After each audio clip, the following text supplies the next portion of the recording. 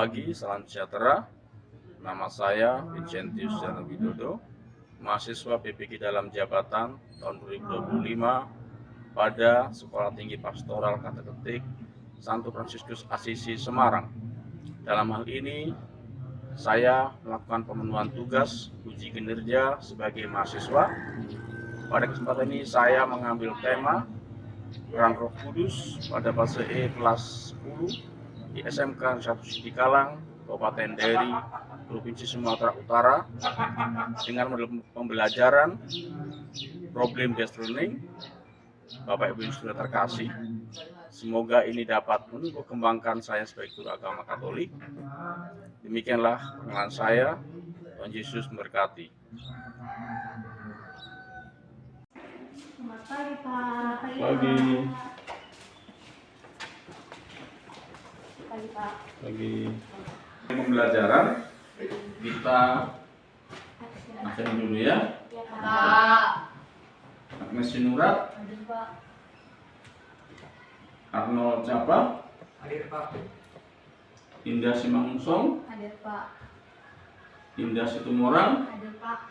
Oke, terima kasih untuk semua kita ya. Ya, Lanjutkan dengan pembelajaran pagi ini. Baik, sebelum kita mulai pembelajaran saat ini, kita awali dengan berdoa. Harus berdoa, kita menyanyikan lagu sesuai dengan tema kita hari ini, Peran Roh Kudus. Kita ambil lagunya Roh Maha Kudus.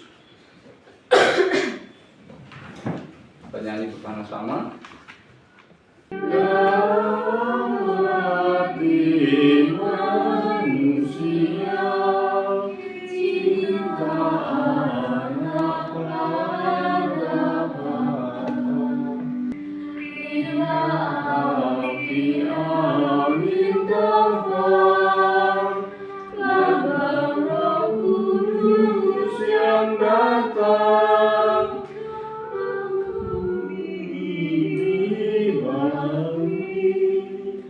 oleh pengaruh yang suci, supaya kami wartakan karya besarnya Tuhan. Amin. Kita berdoa. Siapa yang berdoa, salah satu maju. Mulai pembelajaran kita, ada baiknya kita berdoa. Dalam nama Bapa dan Putra dan Roh Kudus. Amin. Selamat pagi Bapa, Putra dan Roh Kudus. Terima kasih atas segala berkat dan kasih karunia yang Kau berikan kepada kami hingga pada pagi hari ini kami masih bisa merasakan atas kehidupan yang daripada-Mu. Hanya ini doa Anak-Mu demi Kristus Tuhan dan pengantara kami. Amin. Amin. Oke, selamat pagi. Pagi, Pak. Sehat semua? Sehat, Pak. Oke, baik. Hari ini kita masukin materi pembelajaran tentang peran Roh Kudus, terutama dalam hidup kita sehari-hari. Yang pertama, kita harus tahu dulu tujuan pembelajaran kita hari ini, apa yang mau kita capai dan kita harapkan dari pembelajaran pada saat ini tentang peran Roh Kudus dalam hidup kita. Tujuan pembelajaran kita tentang peran Roh Kudus, ayo sama-sama coba kita baca. Peran peserta didik mampu memahami peran Roh Kudus yang melahirkan, membimbing dan menghidupi gereja, baik yang terungkap dalam kitab suci maupun tradisi, menghayatinya dalam kehidupan pribadi, serta mewujudkannya dengan menjalani hidup yang diresapi dan diarahkan oleh Roh Kudus. Selanjutnya ada pertanyaan. Nah, siapakah Roh Kudus itu? Siapa? Allah sendiri. Iya. Yang lain lagi? Mungkin jawab yang lain? 3 dari Tritunggal. 3 dari Tritunggal. Yang lain lagi siapa kira-kira? Biar lebih jelas, Mungkin inilah yang pas ya. Roh Kudus adalah pribadi ketiga dari Tritunggal. Roh Kudus adalah Allah sendiri yang berkarya dalam dunia dan dalam diri manusia. Itulah Roh Kudus ya. Jadi kalau tanya apa itu Roh Kudus ya kan? Jadi jawabannya pribadi ketiga dari Tritunggal. Siapa Tritunggal itu siapa saja?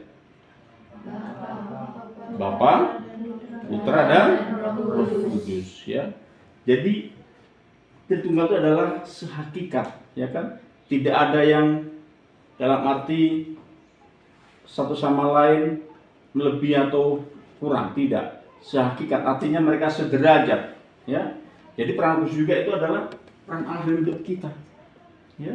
Jadi kalau kita belajar tentang Roh Kudus ya kan, kita ingat waktu penciptaan ya. Roh Kudus sudah ada sejak semula ya kan. Nanti kita bahas dalam berikutnya ya, teks berikutnya nanti ada tentang penjelasan tentang Roh Kudus dalam kitab suci Perjanjian Lama. Oke, baik. Tapi sebelum itu biar kita lebih paham lagi, kita kan ada tanya lagi kan, mengapa Roh Kudus sangat penting bagi umat Katolik dan gereja? Ya. Tapi sebelum kita jawab, ya, kita lihat dulu video ini agar kita lebih bisa memahami apa itu peran kudus dalam kita dan gereja. Simak videonya.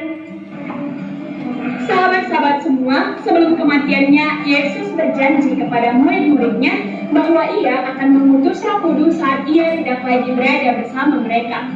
Roh Kudus sangat berperan di dalam kehidupan Yesus karena Roh Kuduslah yang menjadikan Yesus dikandung oleh perawan Maria, mengurapi dia sebagai anak Allah yang terkasih, menuntun dia dan menguatkan dia hingga akhir. Setelah kebangkitannya, ia mengaruniakan Roh Kudus kepada murid-muridnya. Pada saat itu, Roh Kudus turun atas gerejanya. Semakin kita menerima Roh Kudus dalam diri kita, kita semakin dibimbing dan dilimpahkan karisma mewartakan kerajaan Allah, dan kita akan semakin bertumbuh baik secara jasmani maupun rohani. Hidup kita akan seimbang antara jasmani dan rohani dan menjadi OMK yang memiliki karisma mewarta sabda Allah. Oke, ya. Jadi itulah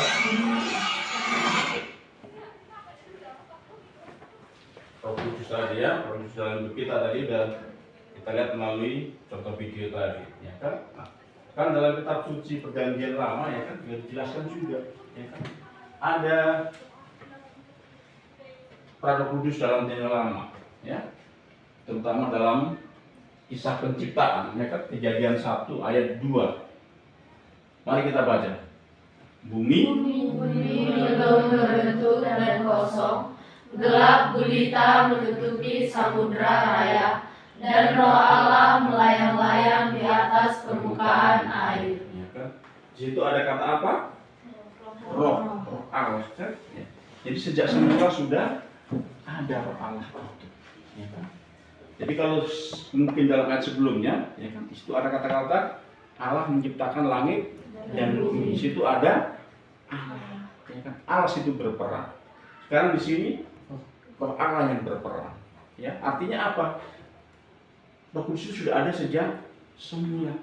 Jadi kalau dalam dogma kita orang Katolik, ya, itu Roh Allah atau Roh Yesus itu atau Roh Kudus itu sudah ada sebelum segalanya ada. Ya, paham kan maksudnya kan?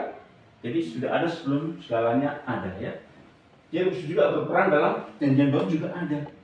Ya, jadi peran Roh Kudus dalam Perjanjian Baru apa kira-kira? Mari kita lihat ayat berikutnya ini ya. Ya, Roh Kudus dalam Perjanjian Baru, ya kan? Nah, apa itu? Turun atas Maria dalam Lukas 1 ayat 35. ya. Apa kira-kira itu? Apanya? Kita baca. Jawab malaikat. Itu kepadanya, Roh Kudus akan turun atasmu, dan kuasa Allah yang Maha Tinggi akan menaungi engkau. Sebab itu anak yang akan kau lahirkan itu akan disebut kudus, anak Allah. Ya. Nah, jadi sudah jelas ya, Roh Kudus juga berperan dalam Perjanjian Baru. Ya kan, artinya apa? Maria menerima Roh Kudus, ya. Dia mengandung dari Roh Kudus, ya. Jadi yang dikandungnya juga adalah suci, Roh Kudus itu, ya kan? Ya, Allah sendiri yang ada dalam diri Maria, ya. Makanya juga bukan ini aja, ada juga ayat yang lain tentang Roh Kudus dalam Perjanjian Baru. Selanjutnya, Roh Kudus turun saat Yesus dibaptis, ya. Air, ya kan? Dan masih banyak lagi, ya. Nah, itu nama Roh Kudus, ya kan? Nah, artinya apa? Roh Kudus turun dalam hidup manusia bukan apa ya? Bukan sekedar apa saya katakan dalam bentuk yang abstrak, ya, tapi bentuknya juga ada, dalam rupa api, ya, nyata. Dalam rupa burung merpati juga nyata. Ya. Dalam pembaptisan berupa air untuk menguduskan kita, ya. Makanya kita sebagai manusia juga ini sebetulnya kita adalah kudus. Artinya apa? Dalam hidup kita ini ada Roh Allah, ya. Kalau kita kembali ke penciptaan, ya kan? Ke penciptaan dalam arti manusia diciptakan. Kita baca lagi, dan turunlah Roh Kudus dalam rupa burung merpati ke atasnya, dan terdengarlah suara dari langit, Engkaulah anakku yang kukasihi, kepadamulah aku berkenan. Ya. Dalam rupa apa Roh Kudus turun? Merpati. Roh Kudus itu turun dalam banyak lambang, ya kan? Ada lambang berupa apa lagi selain merpati tadi? Apa? Selain merpati apa? Berupa apa nama Roh Kudus? Apa aja? Api, terus air, ya kan? Dan masih banyak lagi, ya. Nah, itu nama Roh Kudus, ya kan? Nah, artinya apa? Roh Kudus turun dalam hidup manusia bukan apa ya? Bukan sekedar apa saya katakan dalam bentuk yang abstrak, ya, tapi bentuknya juga ada, dalam rupa api, ya, nyata. Dalam rupa burung merpati juga nyata. Ya. Dalam pembaptisan berupa air untuk menguduskan kita, ya. Makanya kita sebagai manusia juga ini sebetulnya kita adalah kudus. Artinya apa? Dalam hidup kita ini ada Roh Allah, ya. Kalau kita kembali ke penciptaan, ya kan? Ke penciptaan dalam arti dalam bentuk yang abstrak, ya, tapi bentuknya juga ada, dalam rupa api, ya, nyata. Dalam rupa burung merpati juga nyata. Ya. Dalam pembaptisan berupa air untuk menguduskan kita, ya. Makanya kita sebagai manusia juga ini sebetulnya kita adalah kudus. Artinya apa? Dalam hidup kita ini ada Roh Allah, ya. Kalau kita kembali ke penciptaan, ya kan? Ke penciptaan dalam arti manusia diciptakan dari apa? Dari debu tanah, ya kan? Maksudnya dari debu tanah. Terus sama Allah diapakan? Dihembuskan nafasnya, kan itu kan? Nah, itu ada manusia. Baik, dalam kita adalah ada sesuatu yang kudus, yang suci, yang harus kita jaga. Ya, itu Roh Kudus tadi. Ya, Allah sudah memberikan apa sama kita, ya, yang kudus. Oke. Ya. Ini juga yang lebih penting, yang lebih nyata dalam Perjanjian Baru, ya, yang sampai sekarang masih menyertai kita. Apa itu? Turun atas para rasul pada Pentakosta. Ya. Pentakosta itu hari keberapa? Hari keberapa Pentakosta? Ke-50 setelah Yesus bangkit. Ya kan, hari ke-50 setelah Yesus bangkit, itulah Pentakosta, ya kan. Nah, makanya dalam Pentakosta itu, ya, Kudus turun atas para rasul. Coba kita baca lagi ayat-ayat dalam kisah para rasul itu 21 sampai 4. Yang ayat 1, ketiga hari Pentakosta, semua orang percaya berkumpul di suatu tempat. Tiba-tiba turunlah dari langit suatu bunyi seperti tiupan angin keras yang memenuhi seluruh rumah di mana mereka duduk. Ya. Jadi ada beberapa khusus juga dalam bentuk karunia untuk manusia. Kan? Apa itu karunia Roh Kudus? Apa khusus apa kira? Anugerah khusus yang diberikan kepada orang. Iya. Anugerah khusus yang diberikan oleh Roh Kudus kepada setiap orang yang percaya. Anugerah khusus yang diberikan oleh Roh Kudus kepada orang yang percaya. Ya. Jadi ada beberapa karena Roh Kudus. Ya. Ada berapa itu? 7. Ya. Apa aja itu karena Roh Kudus? Kebijaksanaan, pengertian, nasihat, kekuatan, pengetahuan, kesalehan, takut akan Tuhan. Iya, ya. Itulah 7 karunia Roh Kudus yang kita terima dari Allah. Ya kan? Sekarang sama kita ada nggak itu? Semua itu ada nggak sama kita? Ada yang kira? Ada yang kalian rasakan itu? Ada kebijaksanaan. Kira seperti apa kebijaksanaan itu? Karunia memberikan kemampuan untuk memahami kehendak Tuhan. Itulah kebijaksanaan. Ya kan? Jadi kita kasih kebijaksanaan, ya, dan kita Roh Kudus dalam kebijaksanaan kita.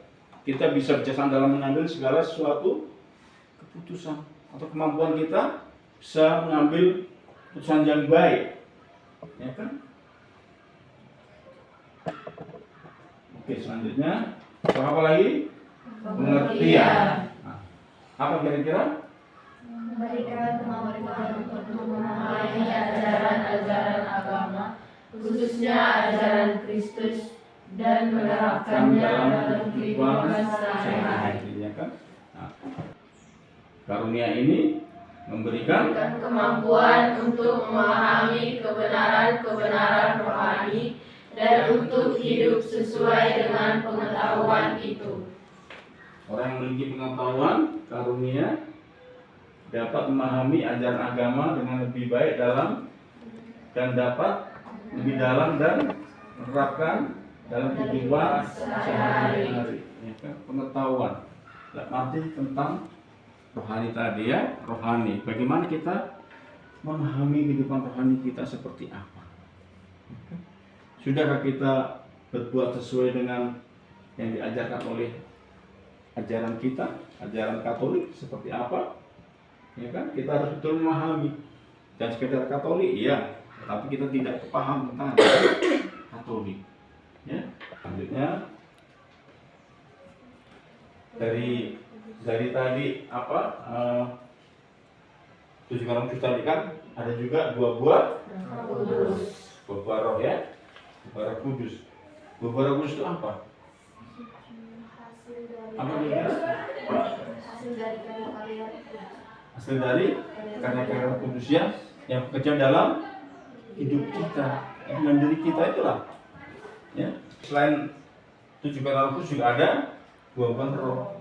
Ya kan? Nah, jadi inilah yang harus kita lakukan dalam kehidupan kita. Ya. Bagaimana kita berbuat kasih, ya, bersuka cita, damai sejahtera, ya, ada kesabaran, kemurahan, ada kebaikan, kesetiaan, kelemah lembutan, penguasaan diri. Ya. Nah, jadi inilah mungkin paling berat dalam hidup kita ini. Ya, melakukan buah tadi ini susah, makanya kita peka. Coba kita belajar, ya kan?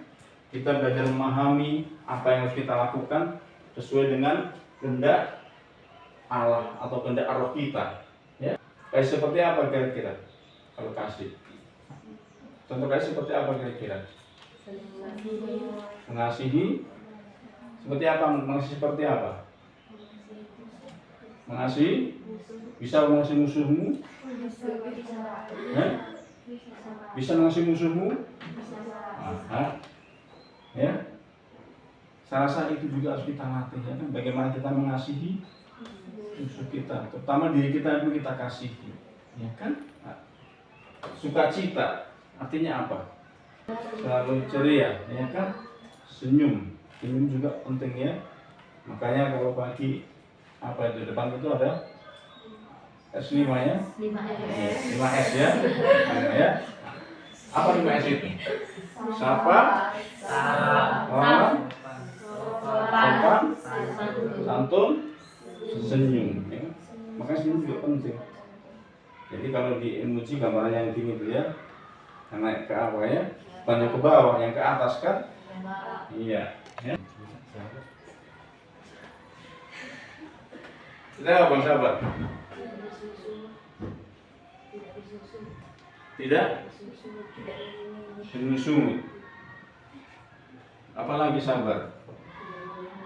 Tidak boleh emosi, ya itu sabar kan? Ya, kan? Ya. Jadi kayak contoh, pagi-pagi kita ya, lagi di jalan, tiba-tiba ada orang motong depan kita kan, atau menyenggol atau kita kena air, kena mobil kan, harus sabar ya. Ya kadang-kadang kita nggak bisa sabar, ya kan? Tapi harus kita berlatih untuk kesabaran hidup kita kan, kemurahan. Apa artinya murah? Kemurahan apa? Harus seperti apa kita? Kalau kita murah, murah seperti apa? Murah apa? Murah maafkan terus, murah apa lagi? Murah memberi terus, murah hati. Ya. Murah itu banyak kan? Murah hati. Ya. Ya. Setia maksudnya apa itu? Yang dalam agama itu apa? Setia kepada Tuhan. Itu intinya, ya. Bukan setia kepada yang lain, tapi setia kepada Tuhan. Ya. Kalau setia pada pacaran boleh ya kan, tapi mesti harus pada Tuhan. Ya. Kelemah lembut. Kayak mana? Harus lemah gemulai atau gimana lembut itu? Tidak kasar. Kasar bang, apa kasar seperti apa? Kotor, terus apa lagi? Tidak membentak, terus contoh, motor itu bukan cuma sekedar ya, kita emosi bukan, tapi contoh kan kalian tiap hari belanja online juga termasuk tidak bisa kontrol diri kalau kita belanja online kan, tiap hari jajan banyak-banyak, dipikirkan yang lain ya kan, nah, salah satunya ya. Tadi ini kasih ya. Ini pesan lebih lanjutnya, ya. Kasih itu perasaan sayang, cinta, peduli terhadap sesama, sukacita, senang, bahagia, dan penuh kegembiraan. Jadi tadi sudah banyak yang kita pelajari dari tentang Roh Kudus, ya kan? Nah, sekarang waktunya kita untuk coba kita sharing pengalaman, kita diskusikan, ya kan? Inilah diskusi yang mau kita lakukan kan? Nah, kita lakukanlah diskusi. Tapi sebelumnya kita bagi kelompok dulu, ya kan? Oke, kita bagi dulu kelompoknya. Yang mana-mana kira-kira? Oke, berarti diputarlah kupingnya dulu, kan? Oke. Mana kelompoknya yang mana? Salah satu. Berarti kayak mana pindahnya? Oke kan? Berarti sana kalian dulu pindah ya. Satu sama di sini, oke. Jadi nanti perwakilan satu orang yang mempresentasekan. Ini pertanyaannya ya. Oke.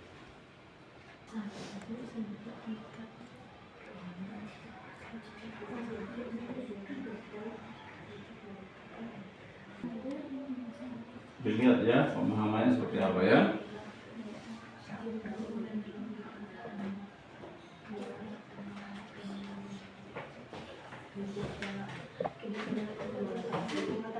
Sudah?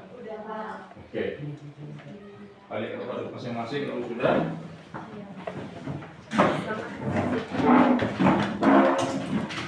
Biar segar dulu sebelum kita presentasikan. Kita extracting dulu. Apa kita buat?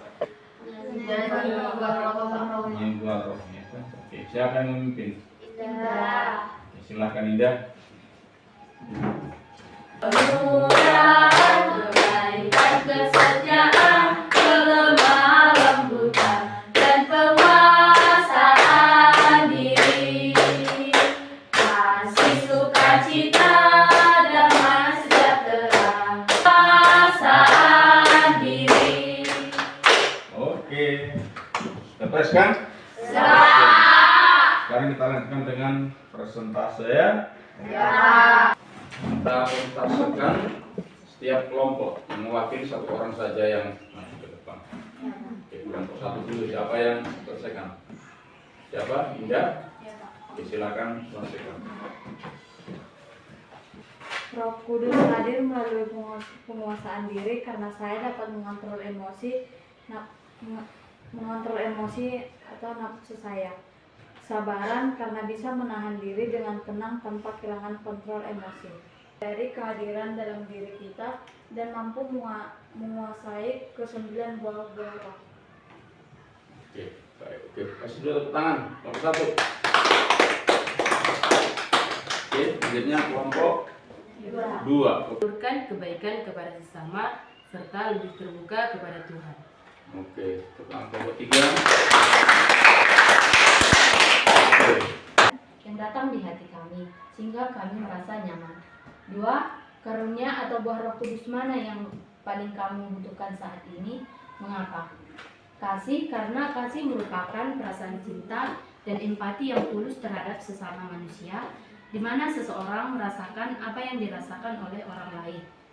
3. Apa yang dapat kami lakukan untuk lebih terbuka terhadap bimbingan Roh Kudus, yaitu dengan cara berdoa dan membaca kitab suci, meluangkan waktu setiap hari untuk berdoa dan membaca kitab suci supaya kami lebih terbuka lagi terhadap bimbingan Roh Kudus. Oke, sekarang kita masuk ke refleksi, ya kan? Refleksi menurut daging dan roh, ya kan? Bubur daging apa? Apa bubur daging? Apa bubur daging? Ayo, siapa yang jawab? Indah. Apa aja Indah?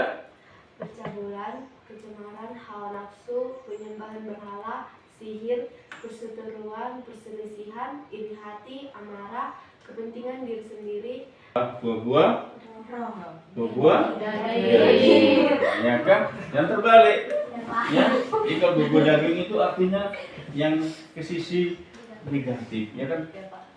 Hawa nafsu tadi itu bubur daging, ya. Nah, jadi bertolak belakang dengan buah roh, ya. Itu yang harus kita sudah hidup kita. Bagaimana kita merefleksikan dalam kehidupan sehari-hari, ya kan? Mana yang harus kita seleksi, ya? Terefleksilah. Ya.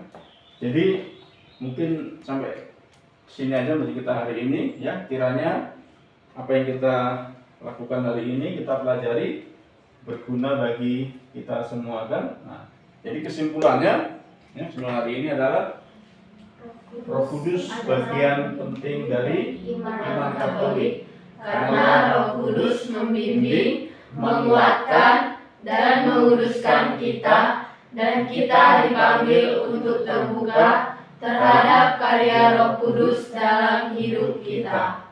Oke ya. Nah, jadi itulah kesimpulan hari ini. Bagaimana kita peka terhadap Roh Kudus, membuka diri untuk kehadiran Roh Kudus dalam hidup kita. Kita tutup dengan doa pertemuan kita hari ini. Semoga apa yang kita pelajari hari ini berguna dan bisa kita lakukan kita sehari-hari. Oke, kita tutup dengan doa. Siapa yang ingin doa? Oke, silakan depan ya. Dari dulu kita berdoa ya. Halaman berapa? 190. Oke. Marilah kita bersatu dalam doa. Bapa, Putra, dan Roh Kudus. Amin. Ya Roh Kudus, penasihat yang penuh kasih, pengikat yang kudus antara Bapa dan Putra, harapan bagi mereka yang bersedih. Turunlah dalam hati kami dan tinggallah di dalamnya. Dan sucikanlah kami. Semoga iblis tidak berniat memiliki kami. Engkau mengasihi dan bersahaja dan menyingkirkan yang sombong. Datanglah kepada kami. Kemuliaan orang yang hidup dan harapan orang mati. Tuntunlah diri kami dengan karunia kasih-Mu, agar kami senantiasa menyenangkan hati-Mu. Inilah doa anakmu. Amin. Bapa dan Putra dan Roh Kudus. Amin. Oke, selamat pagi. Kami